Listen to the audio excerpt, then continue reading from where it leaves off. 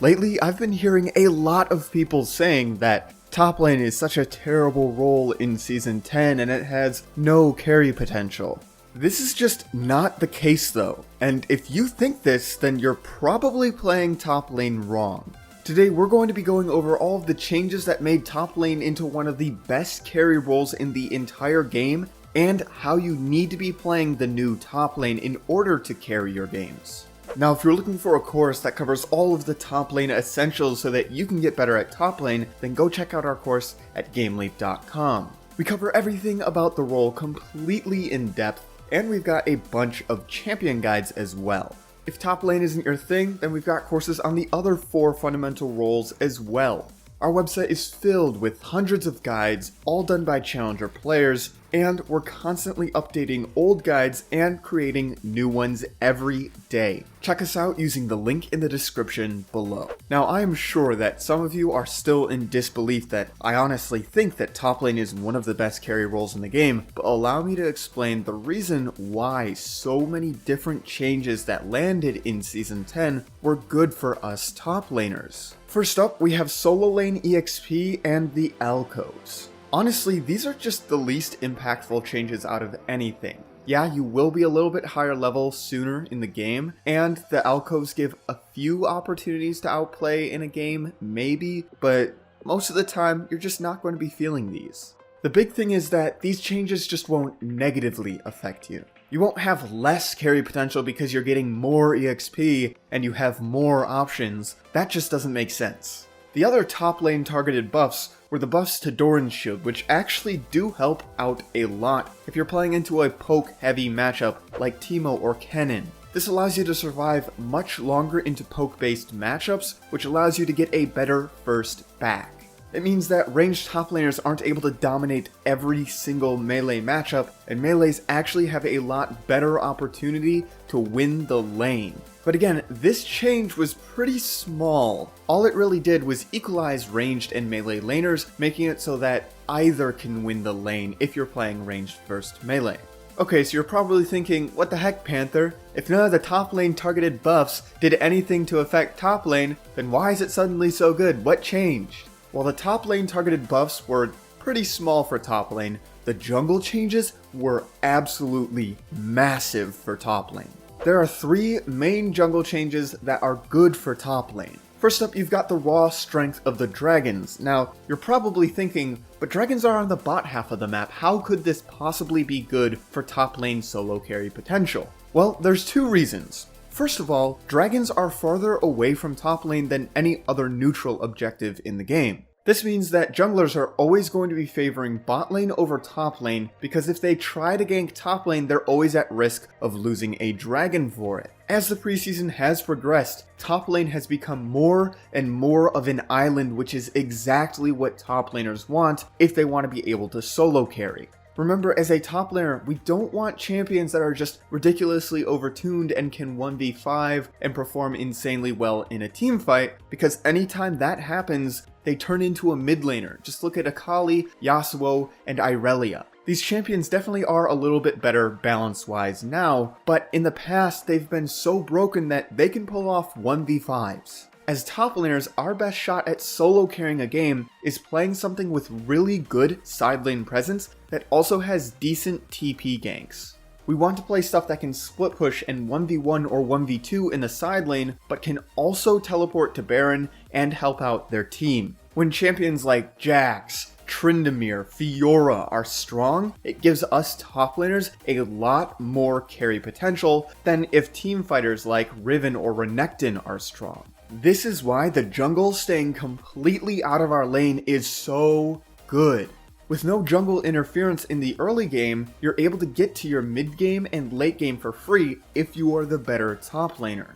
Now, the second reason why dragons being so strong right now is good for top laners is because dragon is a team play. Yeah, junglers can solo the dragon, but as long as you keep the dragon warded, this isn't going to happen, and most of the time, multiple people are going to have to go to the objective. This reduces the solo carry potential of every other role, except for maybe junglers, since they can solo the dragon and they can steal dragons. Anytime you're forced to commit to team play, this reduces your solo carry potential because you're going to rely on your team to do a lot of the work. For us top laners up on our island, we don't care about the first 2 dragons. We're never going to go to those dragons, so we can do what we want to do. We don't have to play to our team. Now, just because we don't have to go to the first 2 dragons does not mean that we won't sometimes opt to teleport to a dragon fight early on into the game. If something looks entirely free and you think you can mop up a bunch of kills at dragon, then by all means, teleport to the dragon, take the kills, and then go back to your lane, and look, you're even further ahead. As a top laner, right now, grouping is entirely optional, and you will pretty much only do it to give yourself even more of a lead. Remember, if you want a solo carry, you don't group. Now, the second jungle change that was so huge for top lane is the fact that there is no catch-up EXP in the jungle anymore. Now, this was a change that a lot of people overlooked, and the main purpose of this change was to make sure that junglers weren't just ignoring their camps, taxing EXP from lanes, and then farming whenever they were too low to gank. This combined with the changes to shared EXP means that junglers need to farm a whole lot more if they want to stay on lead level, and if they want to have a level advantage on the enemy jungler. They finally need to make a conscious choice between being high level or being able to gank a lot. Now, there are some junglers that can farm the entire jungle quickly and still gank a lot, but these are pretty few and far between. Besides, we're not here to talk about junglers, we care about what this means for top lane. The lowered camp respawn timers, paired with the icons that tell you when they're going to respawn, and the removal of catch-up EXP, means that as a top laner, once you take the first tower, you can roam into the enemy jungle, take camps because you're going to know exactly when they're going to respawn, and deny the jungler any chance of ever getting those camps ever again if you have a big enough lead. With no catch-up EXP and the adjustment to EXP on camps, these camps overall are going to be a little bit more valuable to you as a top laner, meaning a lot more levels. This is only the case if you're farming these camps on cooldown though, which is something that is entirely possible. Champions like Renekton, Riven, Tryndamere, and Garen can all farm these camps without using any resources, that's health or mana, because they're all manaless. This means you farm the wave, push it all the way to the tower, and then roam into the enemy jungle, take their camps before you go back to the wave, pushing it again, and then pressuring the tower. Now, this gives you yourself golden EXP, which is good because it's going to give you a golden EXP advantage in your lane, probably around 2 levels and 1 or 2,000 gold. But what it also does is it completely denies the enemy jungler from being able to farm those camps. They're going to be relegated to farming 1 quadrant of their jungle. This means that as the top laner, you are shutting down 2 roles. The top and the jungle are not going to be able to 2v1 you because the jungle has no resources and you're already stomping top lane. The enemy jungle is also going to have less of a chance to be able to get those dragons that are so important because they're lower level than your jungler now. In this way, you're able to get a massive lead and shut down 2 whole roles without even going for kills. This is just by playing very safe and reserved. You can go for kills on top of this, but it's not required. Now, the last jungle change is the change to Rift Herald and the fact that it respawns now. If you know that you can't take the first or second dragon fight early on, then oftentimes one common play will just be to trade Rift Herald for that dragon. A lot of the time that means that you and your jungler will finish the Rift Herald in time for it to respawn, giving you as a top laner a second chance to solo the Rift Herald. You're able to use this Rift Herald in order to aid your split pushing. Usually you can use it to take a huge chunk off of a tower, but you might be able to get the entire tower. This is amazing for top laners because a lot of the time the hardest part about taking a tower is the first half of its health. It's also amazing if you can crash the Rift Herald into one of the inhibitor towers because these will only regen up to certain check marks. Once you take a third of an inhibitor tower's HP, it can no longer regen past that point. This applies to the 1/3 mark and the 2/3 mark. If you're able to crash that Rift Herald into an inhibitor tower early on into the game, then what you're able to do is take that below 1/3 HP, which means that tower will never regen past 1/3 HP. It doesn't matter how long it's left alone. As a top laner, this is absolutely massive, because most top laners can take a tower from 1/3 HP, even if they're being contested on that tower. This means that instead of being able to hold you with one person, they're going to have to commit 2 people. Remember, if you're taking the camps away from the enemy jungler on respawn and you're dominating your lane, then even if they commit both their top laner and their jungler, they can't stop you from getting an inhib at this point. If you're around 25 to 30 minutes into the game, playing a scaling champion and all of these things are true, then suddenly they need 3 people just to stop you. This is exactly what you should be looking for in every single game. It is your best win condition as a top laner, and all of it is done completely solo. Now, once you do get later on into the game, top lane does become a lot more like it was in Season 9. This was not an issue though. Past 25 or 30 minutes, top lane has always been good because you're able to split in the side lane while your team pressures Baron. This gives you a chance to threaten ending the game, or you can just teleport to the Baron and make sure that your team gets that. Now, I do just want to throw this out there just as a reminder, but oftentimes one player cannot out solo carry an entire feeding team. That's not going to be realistic.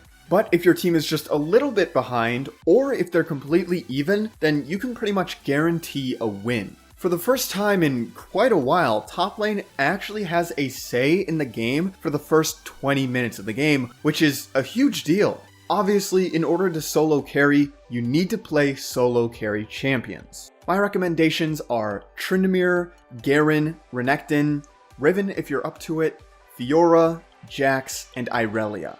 All of these champions are decently strong in the laning phase, they scale really well into the mid and late game, they're able to take camps really easily, and they have really good Rift Herald plays. If you are playing in an elo where Ryze and Cassiopeia are popular top lane picks, then you make sure to ban these picks because they're going to inhibit you from carrying. Just as a recap, let's go over what your go-to game plan should be. In the early lane phase, you want to play more aggressive than you were in Season 9 because you're going to be ganked a lot less with the strength of dragons. Look to deny as much CS as possible, and you want to take that tower down as quickly as you can. Once you take the tower, you want to continue pushing, but instead of hitting the second tower, what you want to do instead is roam into the enemy jungle, get wards whenever you can, and take camps away from the enemy jungle. At this point, you definitely want to be investing in a pink ward because it's going to help you so much with telling when the jungle is close to you and when it won't be. That's an entire extra ward for you.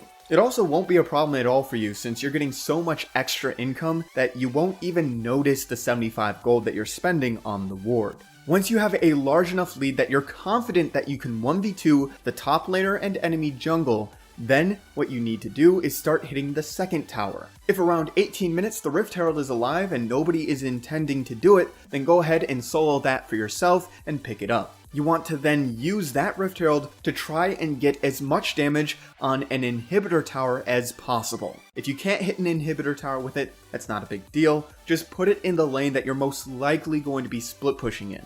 Continue pressuring towers when you know you win the 1v2, and if you don't win the 1v2, or if they're committing 3 people to you, then that's okay, you can just back off and continue taking camps. By pressuring the tower like this intermittently, you'll eventually get it and open up an inhib. Once the inhib is open, then you should look to 1v2 and take the inhib, or 1v3 if you're confident enough and ahead enough.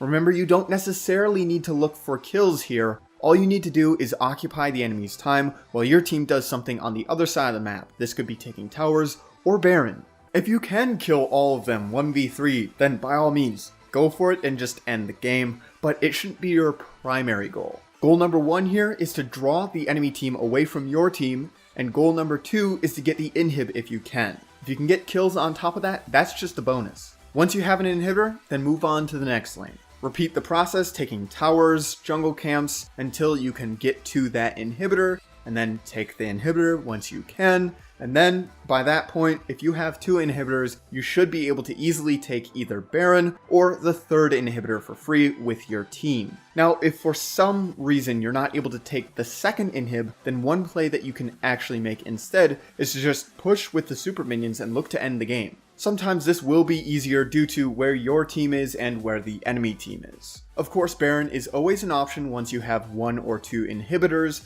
but that's usually a play that people don't like making in lower elos, so you can do without it. And that's about it. Remember, it's about playing slowly as a top laner and slowly strangling the enemy team out of a win condition. This type of slow play will take some getting used to, but it's going to be perfect for Season 10, and if you're able to perfect this style of play, you're going to absolutely skyrocket up the ranks. If you enjoyed this video and you're looking for more content similar to it, then make sure to check out our website, GameLeap.com. There we have hundreds of guides, all done by challenger players, sorted into a quick and easy to use courses system.